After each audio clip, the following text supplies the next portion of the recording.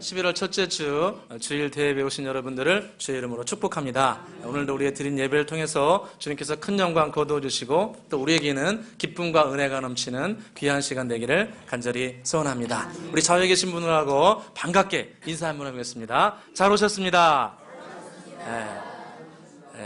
이 가을이라 그런지 목소리가 좀 이렇게 차분해지는 것 같아요.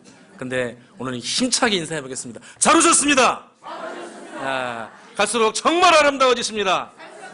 정말 아름다워지십니다. 할렐루야. 우리가 예수님 믿고 따르면서 좀 어려운 일도 있지만 우리가 예수님의 이름을 부르게 되면 우리 영혼이 힘을 얻게 될 것이고 우리의 삶이 가치 있어질 것이고 또 우리의 생활 가운데도 풍요로운 결실이 맺히게 될 줄로 믿습니다.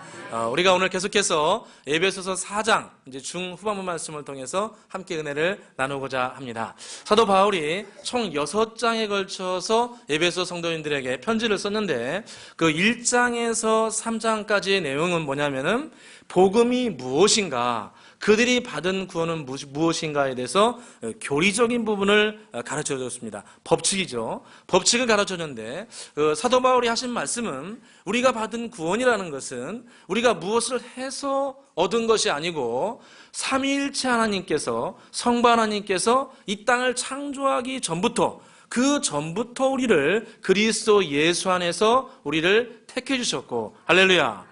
우리가 한 것도 아무것도 없지만 성자 하나님께서 이 땅에 찾아오셔가지고 우리를 위해서 대신 십자가에서 돌아가 주시고, 할렐루야.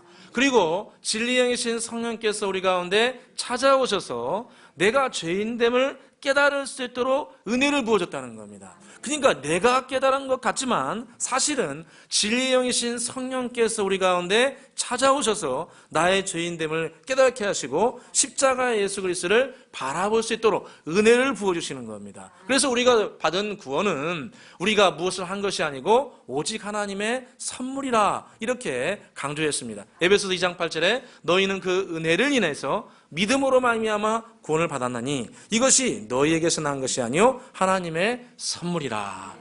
아멘. 주님께서 우리에게 선물로 우리에게 구원이라는 놀라운 천국 영생의 특권을 저와 여러분에게 부어주신 줄로 믿습니다. 자, 이렇게 3장까지 구원의 교리적인 부분을 말씀하시고 그 다음 4장에서 6장까지의 주 내용은 무엇이냐면, 그렇다면 예수 그리스도를 만난 사람들, 예수 그리스도를 개인적으로 만나고 십자가 예수 그리스도를 나의 구원자요 왕으로 모신 이 하나님의 백성들, 성령이 그 안에 내주하시고 이끌어가시는 하나님의 백성들은 이 땅 가운데 어떻게 살아가야 되는가, 어떤 생각을 해야 되고 무엇을 선택해야 되고 어떤 방향으로 이 땅을 살아가야 되는가, 이 삶의 방향, 삶의 변화, 이것을 말씀하고 계십니다.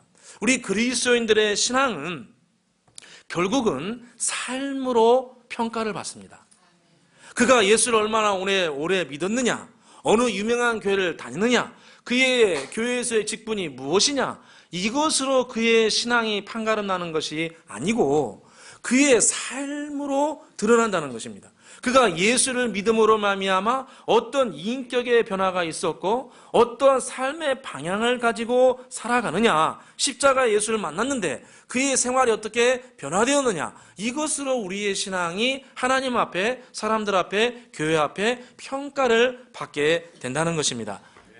아멘. 제가 한 5년 전쯤에 이제 어느 교회 부교육자로 있을 때 이제 우리 성도님들 모시고 밖에 전도하러 나갔습니다. 전도하러 나갔는데 그다음 이제 이렇게 이제 가을 즈음이었는데 이제 길거리에다가 커피 이렇게 마련해 놓고 그다음에 뭐 이렇게 부침개도 붙이고 그러면서 지나가는 분들에게 예수 믿으세요. 예수 믿으면 행복합니다. 우리 교회 한번 놀러 오세요. 이렇게 전도를 했습니다. 그래서 이제 재밌게 그때 했는데 오늘날 이제 전도를 똑같이 하는데 한 분이 지나가시길래 예수 믿으세요. 커피 한 잔 드시죠? 이러면서 했더니 그분이 지나가면서 한 마디 딱 하더라고. 아우, 재수 없어. 아우, 재수 없어. 아, 나 교회 싫어. 그거 하고 지나가시는 거예요. 아니, 안 믿으려면 안 믿지. 왜 기분 나쁘게, 아우, 재수 없어. 이럴까. 제가 또 이제 같이 하는 사람이기 때문에 쫓아가가지고, 아니, 선생님, 뭐 이렇게 기분 상한 일 있습니까? 안 믿으면 안 믿지. 왜 재수 없다고 그럽니까?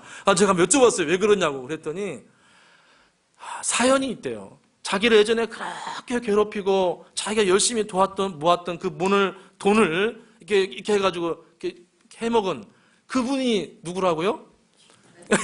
교회 다닌다는 거예요. 교회 다니는. 지금 어느 교회 다니는가도 알고 있대요. 그러니까 자기는 절대 교회 안 간대. 할렐루야. 그럼 돼요, 안 돼요? 제가 그래서 그분한테 죄송합니다. 제가 그런 건 아니지만 예수 믿는 사람을 다 그런 건 아닙니다. 좋은 사람 분도 많이 계십니다. 그리고 교회는 사람 보고 다니는 거 아닙니다. 아멘. 그래서 말씀을 드렸어요. 근데 마음이 안 변화되지 않아요. 그러니까 큰 상처와 고통이 있으니까 이 예수 믿는 사람에게 고통을 받으니까 교회에 대해서 부정적인 시각을 가지고 있는 겁니다. 그래서 오늘 사도 바울이 오늘 4장을 쭉 지나가면서 하나님의 백성들에게 하는 말이 뭐냐면은 옛사람을 버리고 새 사람으로 변화되라, 이렇게 강조하십니다. 우리 22절부터 24절까지 좀 길지만 같이 한번 읽어보겠습니다. 읽겠습니다. 너희는 유혹의 욕심을 따라 썩어져가는 구습을 따르는 옛사람을 벗어버리고 오직 너희의 심령이 새롭게 되어 하나님을 따라 의와 진리의 거룩함으로 지으심을 받은 새 사람을 입으라. 아멘. 옛사람을 벗어버리고 이제는 심령의 변화를 받아서 하나님을 따라서 의와 진리의 거룩함으로 지으심을 받는 새 사람을 입으라, 이렇게 말씀합니다. 옛사람은 멀리 던져버리고 새로운 사람, 그리스도 예수 안에서 새롭게 된 사람을 마음속에 입으라는 겁니다. 할렐루야. 근데 오늘 이 말씀을 보게 되면 22절을 보게 되면 우리의 옛사람의 모습에 대해서 이렇게 말씀합니다. 너희는 유혹의 욕심을 따라서 썩어져가는 구습을 따르는 옛사람을 벗어버리라, 이렇게 말씀합니다. 썩어져가는 구습을 따르는 옛사람을 벗어버리라. 여러분, 구습이 뭡니까? 구습, 옛날 습관. 감사합니다. 옛날 습관.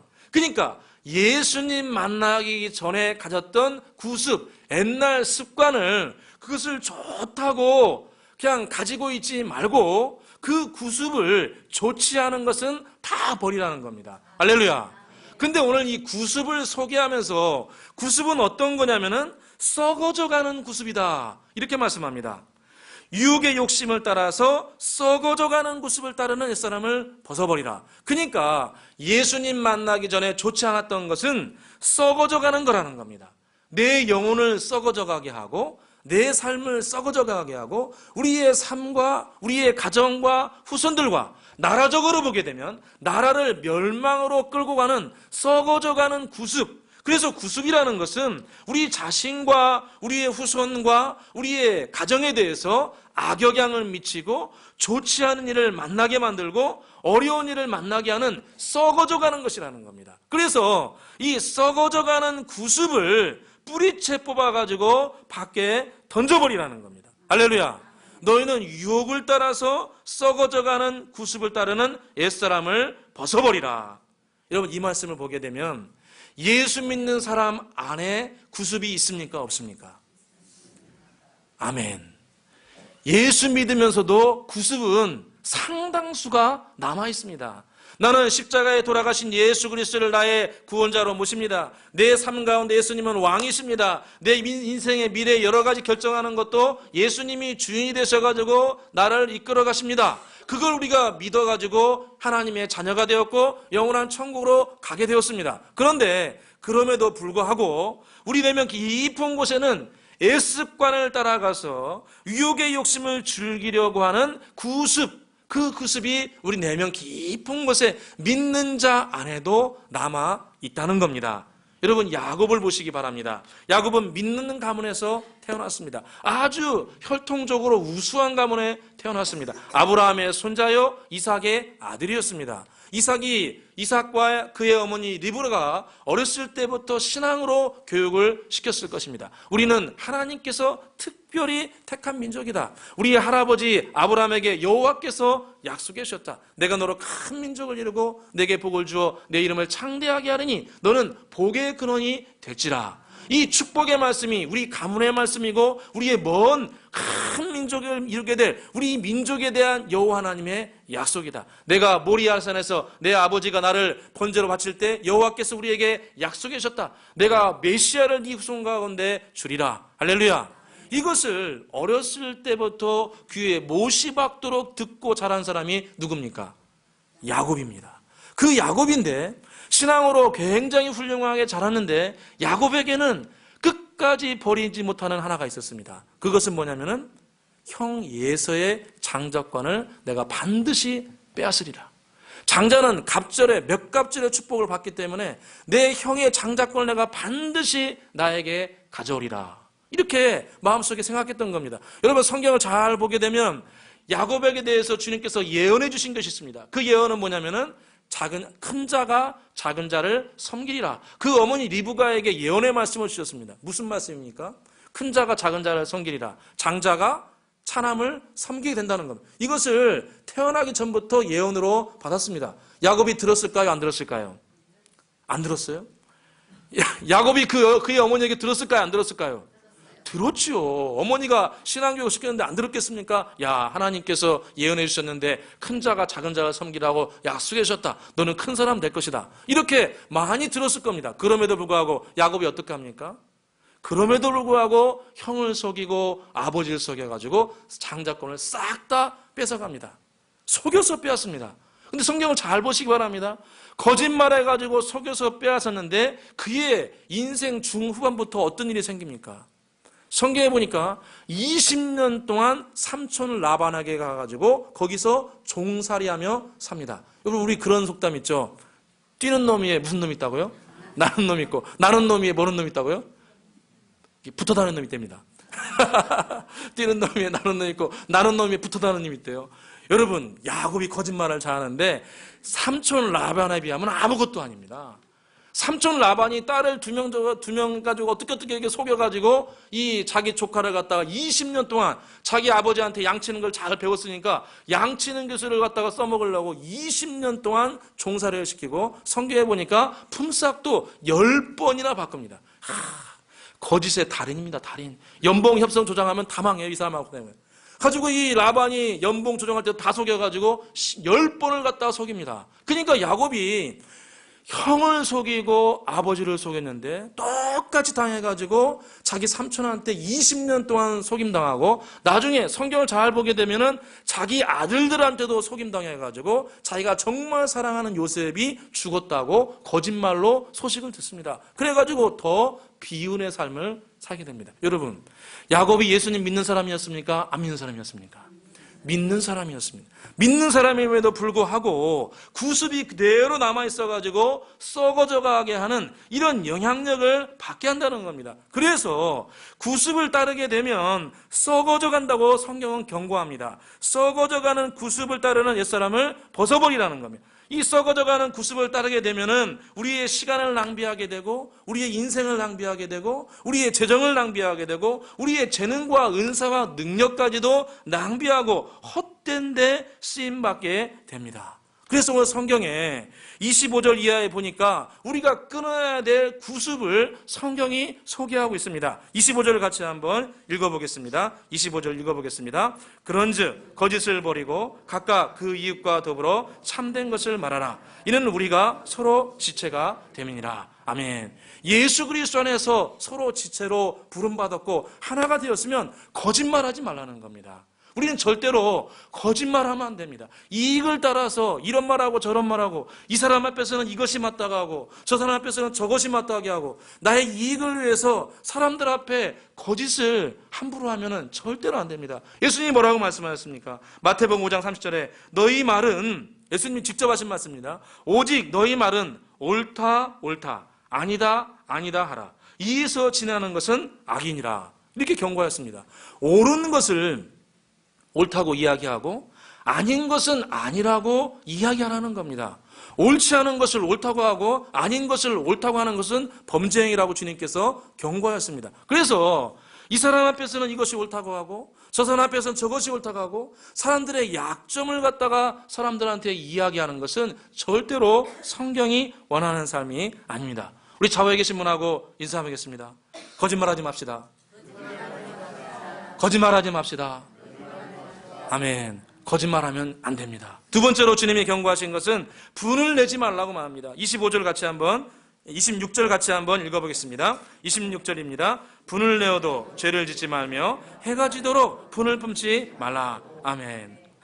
분을 내지 말라는 겁니다. 이 분을 내가지고 자기의 화를 갖다가 폭발시켜가지고 사람들에게 악영향을 끼치지 말라는 겁니다. 교회에서는 거룩 거룩 거룩 할렐루야 거룩 거룩 거룩 여기서는 막 상당히 거룩 척하다가 집에만 들어가면 막 소리치고 고함치고 빨리 가져와!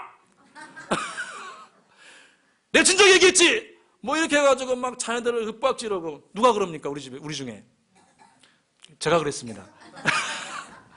제가 예전에 그랬어요. 지금 좀 많이 나아졌어요. 할렐루야! 분을 내지 말라는 거, 분을 내지 말라고. 그러니까 분을 내게 되면 자신과 후손과 자녀들에게 이 썩어져가는 구습을 주기 때문에 선한 영향을 절대로 주지 못합니다. 그래서 분을 내지 말라는 것. 여러분 성경을 보시면 모세가 왜 요단강을 건너가지고 가나안 땅에 못 들어갑니까? 분을 내가지고. 주님께서 분 내지 말라고 하는데 하나님의 영광을 가리는 분을 냈다가 너는 여기까지다. 네가 아무리 건강하고 기력이 있어도 너는 여기까지다. 건너가지 못하게 합니다. 주님께서 분 내는 것을 그만큼 싫어하시는 것을 볼 수 있습니다. 세 번째로는 도둑질하지 말라고 말씀합니다. 28절 같이 한번 읽어보겠습니다. 28절입니다. 도둑질하는 자는 다시 도둑질하지 말고 돌이켜 가난한 자에게 구제할 수 있도록 자기 손으로 수고하여 선한 일을 하라. 아멘. 도둑질하지 말고 오히려 구제할 수 있도록 다른 분들을 도울 수 있도록 자기 손으로 수고하여 선한 일을 하라. 이렇게 말씀합니다. 여러분 성경에서는 자기 손으로 수고하지도 않았는데 대박 나는 거 축복입니까? 저주입니까? 상당히 어려운 부분입니다. 수고하지도 않았는데 대박 났어요. 얼떨결에 주식 이만큼 샀는데 막 100배로 뛰었어요.